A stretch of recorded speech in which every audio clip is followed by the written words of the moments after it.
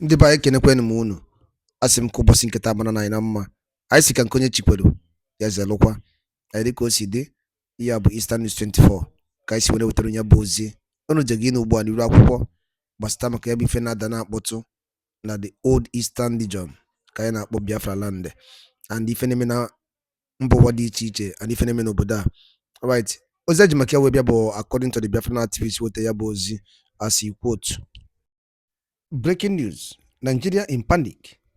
Bianca Ojukwu regret as Biafran Prime Minister Mazi Simon Ekpa was right. Islam leader warns, don't end Nigeria negotiation. Biafran freedom with Israel. Hear the news in details. Alright, quick one kabapuni also kaweteru ni yabu iye diki uni yegi kabaru keriatia na yabu update one night with niru akunu basuru chinkita. Alright, over to you, sir. Today we have been on the run. The Imed have taken over our land. You can see people. Children, both adults. Where we are now is not still safe for anybody.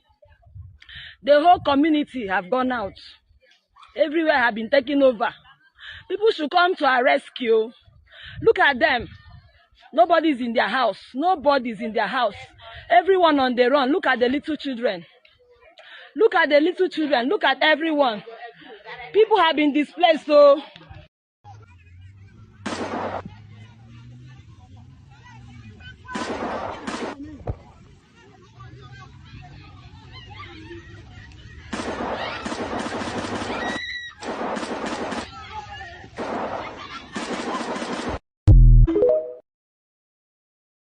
before that, she made a very huge mistake, first and foremost, by accepting the offer given to her by Nigerian government, especially this corrupt government. Fighting against this Fulani bandits, against this Fulani herdsmen wanting to take over the southeast.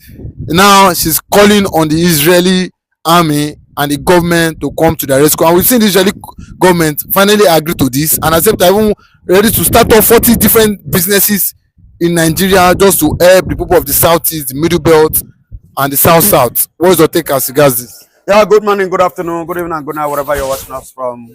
I remember humble self, one and the only Biafran evangelist, and I will continue to speak the truth whenever opportunity is being given. Now listen and listen good, my beloved brothers and sisters, all of yours, all over the world. Now hear me. Bianca must regret, and she will continue to regret. She, she just started. She just started, yes, because when I was saying it before that, she made a very huge mistake, first and foremost, by accepting the offer given to her by Nigerian government, especially this corrupt government.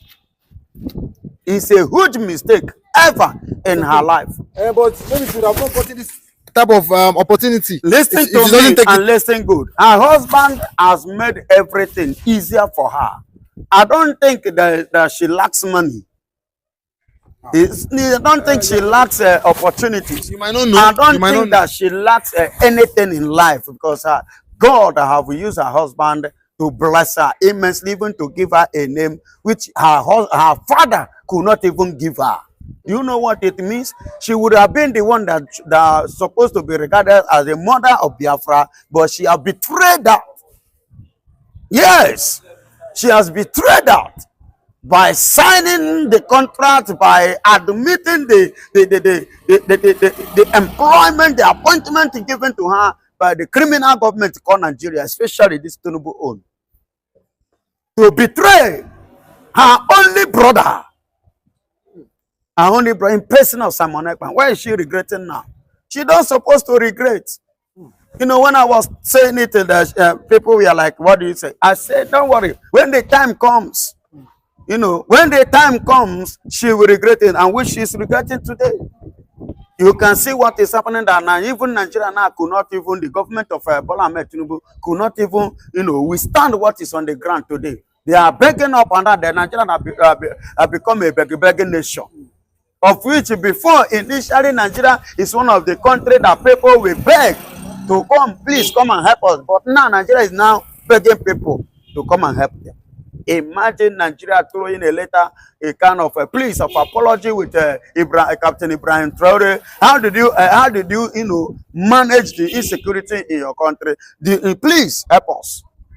Going and visiting Abraham, this man of Israel, you know, Anatayahu, for support. For support. And now you can see the Fulanis are not happy. The face the Fulanis elders are not happy. Israel is a terrorist nation. Yes, he said they are terrorist nation in a sense that you can hear, you know, you see what happened in Palestine. You see what happened in Iran, you know, they believe that Iran will just squeeze Israel and pocket and do, you know. But when the thing happened, they now discover that, not that Israel actually want to fight Iran, but what Israel capitalized was those soldiers, those people that are behind the uranium and the nuclear weapon. These are the people that Israel specialize and capitalize upon, and they make sure that they eliminate them. Do you understand? And they are successfully succeeded in what they are doing, of which even till today, the conflict have not ended peacefully.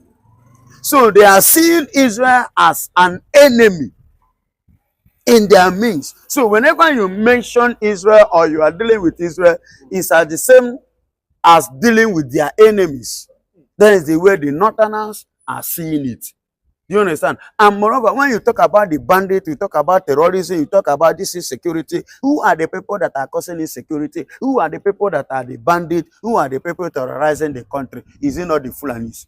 So inviting Israel now is like bringing Israel to come and do what they did to Palestinians in Nigeria. You see their mindset. You see where they are going to. Because the major agenda of the Fulanis is to make sure that they Fulanize Nigeria. To make sure they control every resources that is in this country. Imagine Sultan of Sokoto claiming 23 oil wells. And I asked a question, did his father manufacture oil? His grandfather, forefathers, as a gift by the military. By which military? Military government. Delta give him, Biafra gave him, or the Fulani gave it to him? Or did he now carry it from the north or from Senegambia, where Usman Fodio migrated from? Did they carry oil from there down to north, from north down to east? You see what I'm saying? Because of this, their evil agenda. And that is why they want to make sure that they kill everybody in order to fully take charge of the economy and the resources and everything in Nigeria. Today, you see why when you made mention of Israel, that Bianca Ojukwu deeply in tears regard to Simon Ekpan, that what Mazen Namdekano has said, Simon Ekpan backing it up, and she was an element or instrument which Nigeria used against her own brother, and today that she regretting it. No wonder she's running to Israel. Because you can see Simon Ekpan, what they did was they were right. It was their right. They have never do anything contrary to the law. Not even Nigerian law. Not even the UN law or EU law or international per se. You understand? It was according to the law that they are fighting. Because Chukwu Okike Abiama has already reviewed it up front. But Nigeria has refused to understand the revelation of Chukwu Okike Abiama. But we, the Biafrans, we capture it, we read it, we reason it, and we understand it. And that is why we decided to stand on our own. Let me chip in something today. The coup that took place in 1966 took place for the favor and for the goodness of well-being of many Nigerians. Are you hearing me? Which they use it, now turn it against the Igbos. It was meant for the benefit and the betterment of Nigerians, but it was used as a conspiracy against the Igbos. And today, that which they try to stop is what has sprung up today. And Nigeria can never stop it. Take it or you leave it. I will not forget so easily. 2 years ago, just last year, one of the clergy of Northern Caliphate, you know what he said? He said, if not, and I put again in addition, Erufai. They said, if not for the Igbos, the Biafrans, he said they would have succeeded in Islamizing Nigeria as Islamizing Nigeria. So they would have conquered Yorubas and the other tribes. They are not even counting Yorubas. Look at what he said. He said Igbos should accept Islam the same way Yorubas accept. Was it not? Is it this year that in Oyo, yes, Oyo, that they have Sharia courts in Oyo State? Yes, they have Sharia court. Who sat and judged and do a marital case? I told you people that as you have accepted it, definitely before you know it, Sharia will come. Because in Nigeria, we are running to constitution. We have the Nigerian constitution, we have Sharia constitution. And the constitution of Sharia is being practiced by the Northerners. It's not for Nigerians. It's not for everybody. It's only the Northerners have that one. And that is why you see laws, some laws that are supposed to go against the Fulanis is not working against the Fulanis. Fulanis are working freely because under the constitution of their own Sharia. Do you understand? The Fulanis are working under the constitution of Sharia, not under the constitution of Nigeria. But Mazen Nnamdi Kanu is following Nigerian constitution and it was against the Sharia constitution. Do you see why they say bring Mazen Nnamdi Kanu and kill him? Which Bianco Ojukwu did not understand this thing that I am explaining now. And which today she is regretting it. Deciding, visiting Israel, calling on Israel, inviting the Israel, one of their listening to come in order to sit and plan on how to stop the insecurity in Nigeria. But she forgot that she was used once against her own brother who stood to stop this insecurity, especially in the axis of the southeast, the Biafra land. And today, what is happening? She has seen the truth. She has seen it, that actually that Simon Ekpan, Mazen Nnamdi Kanu, Rabeze, they were all right in what they are doing. Now she have not started regretting it. Time when she will regret and weep is coming. This is just the beginning. This one is, they call it a preamble. This is just preamble. Time is still coming. It will turn on her. But I pity her children. Yes, I pity her children. And at the same time, the respect and the honor that she would have commanded, she have lost it. She can't get it again from the Biafrans. You can't get it. Yes, she can't get it again from Biafrans because she has sold it out to Nigerian terrorist nation. But she promised to get at least Nnamdi Kanu. Immediately she assumed office, she said she has met with Bola Ahmed Tinubu and that Nnamdi Kanu freedom is sacrosanct. But a lot of people are saying, why is Nnamdi Kanu still where he is if she can use her influence and her position? My beloved brother, Bianco Ojukwu doesn't have any influence because she has sold herself out. Kobo, toro. Toro. Now she says she will find her way in order to do what? To free Mazen Nnamdi Kanu. What is keeping Mazen Nnamdi Kanu to today? If she can fight and make sure that from here she moves all the way, imagine the distance to Finland to fight Simon Ekpan. But look at Mazen Nnamdi Kanu. Look at her office. She cannot fight for Mazen Nnamdi Kanu. That is to tell you that she is just there to deceive those that she feels she can deceive. That she's an element. That is what she has refused to tell. She's being used as an element, appointed as an element and as an instrument to destabilize the unity of the Biafra, to destabilize the future of the Biafra, to make sure that Biafran dream and vision is balkanized. But ya kwaya and oganakuya, and she can never within Nigeria succeed over Biafra because Biafra is unstoppable. Aisha Yusufu has taxed Imo State Governor, Enugu State Governor, Anambra State Governors. Stop blaming gunmen. You are the CEO of your state. You are the executive governor. Now, since you go to Abuja to collect money, then take responsibility for the insecurity in your state. What do you have to say about it? Now, thank you for that wonderful question. I think being the governor of the state, you have every power for you to make sure that see you get security votes from the federal government. By so doing so, what are the governors doing with this money? Stop coming out to tell the people that there is insecurity in my state and that unknown government have been killing. The government need to take action and put an end to all this and stop apportioning blames. The people you are apportioning blames to are the people who their lives and properties are what entrusted in your hand as the chief security officer of the state.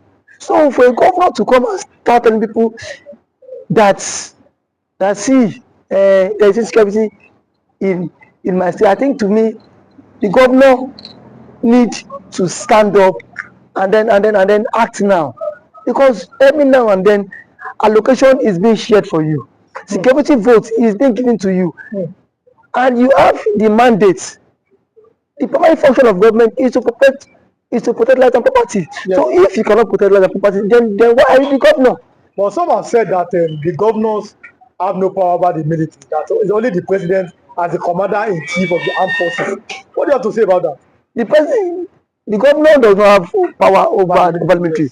That is true. But see, the question is that can the governor summon military chiefs in their states, the division's commander, to sit and dialogue for a way forward? The answer is yes. So if you can do that, so indirectly it's still have power over the military. Now when it calls for security meeting, don't these men don't these guys attend in his various place?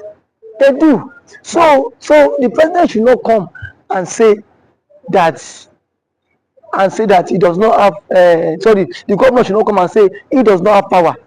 We still have killings in Imo State, Enugu State, and some other states. For how long can we continue in this path? The people are scared of their lives. The people cannot even access government, access those who they claim to be what electorate. We cannot access people that gave us the mandate. So how long can they continue like this? So I think the government of these states on their own, they need to up their games. You must up your games as a governor if you don't want to be sacked come 2027. But there's always been this fear that the votes of Nigerians does not count, and that is why our elected officials are acting this week. That as soon as our vote is counting, they will sit up knowing that if I don't perform, no second term for me. Do you agree with that statement? Our vote does not count. I cannot say if our vote count or not, because I have not conducted any election. So what I'm to say is that people have lost confidence in the INEC. Power. The reason why they've lost you've lost confidence because so many persons have seen the case of Hope Uzodinma when he but reason best the court knows why he had to give it to him, but someone who came forth in the election was uplifted and then he came forth. So the court cited some reasons which Hope Uzodinma became the governor. Reason best known to them. I am not in the position to speak for the court. But one thing is that INEC needs to be the trust of Nigerians again. You saw what happened in last election. As allegedly reports that results were changed in the IRF portal. So I don't know how true that allegation is, but see, it has been going viral. So these are things INEC need to repose that confidence in the average Nigerian. And for the governors too, how much is being given to you on a monthly basis?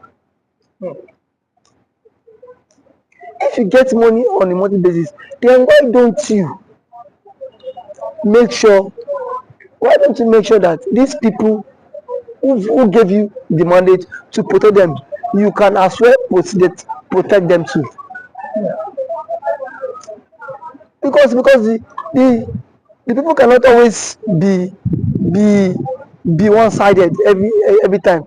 The people need to benefit from dividends of democracy, and when they have to benefit from the dividends of democracy is by what? What? By its inclusive governance. The people need to feel the government impact. Not every time you come on here and say on government has attacked the people, you come and start creating fear. These governments are even creating fear in the life of the ordinary man. We've seen the governor of Enugu State who has declared that Monday is no longer a sit-at-home in Enugu State. People are saying that you are seeing that as because the governor. Can you come and secure our lives? I mean, the other people, because you see this sit-at-home every Monday. Some are doing it maybe out of respect for Nnamdi Kanu, but some are doing it out of fear. It is two ways. People are telling the governor, please find a way to secure that. Police cannot be everywhere. What do you think? Because sit at home every Monday, it might be affecting the economic activities in the southeast. What do you think that the governor can do, or the governors in the southeast can do? Thank you for that. I think sit at home every Monday is a commensurate to honor the Mazi Nnamdi Kanu, who has been in incarceration for 4 years now and still counting. But what I want to say is that when there is a conflict in the land, the president himself needs to address this issue of Kanu. Let Kanu issue be settled out of court. If what Kanu is the son of the president, as a son, you can go, you can have a different view or different ideology and philosophy from what your father had. But why can't you, as a father, have you reached out to Kanu himself? And what I felt that the president ought to have done was, why Kanu was in decision, go and meet, let them bring Kanu to you, DSS. Sit down with Kanu, have a round table discussion with him. But do you think that's possible? Because we saw Buhari, he could not Buhari is different. See, so these are two different people. Yes. If you want the security apparatus cannot be everywhere, and these guys are what? Overstretched. Yes. These guys are also overstretched. So the president is the father of the nation. Yes. Since the president is the father of the nation, he should at least reach out to this guy, even to the Ohanes in Igbo. Whenever he will want to invite some Igbo politicians and some Igbo stakeholders to sit on a round table and discuss with Kanu. You have conditions, give him your conditions. Send it to him. Because you see, this is the only way this thing about marginalization can stop. And the truth of our matter is that the Igbos are heavily marginalized in the country. And that is what, and that has breed a whole lot. But do you think that giving them an opportunity, or yes, that's an opportunity, or finding a way, a consensus in 1999, Nigeria had a consensus on making a Yoruba man a president. In 2007, Nigeria had another consensus to make another man to be a president. Do you think that Nigeria finding a way or making a consensus to make an Igbo man the president is going to make that marginalization or the agitations go down in the south? Making an Igbo man be the president would at least work some. Ndị be anyị ngwadalụ ụlọ nenu dịka unu si wee na-esola n'iru akwụkwọ n'ihe nke anyị na-eme na Eastern News 24. Ka efi were ikwu gbasịta maka ya bụ ife ndị a niile nọ n'iru akwụkwọ n'ụbọchị uhuruchi nke taa. Ka efi wee ikwu gbasịta maka ya bụ ife drọpụrụ ife iche n'ụdị nke gị ngwa nke mesịa na ụmụnne m.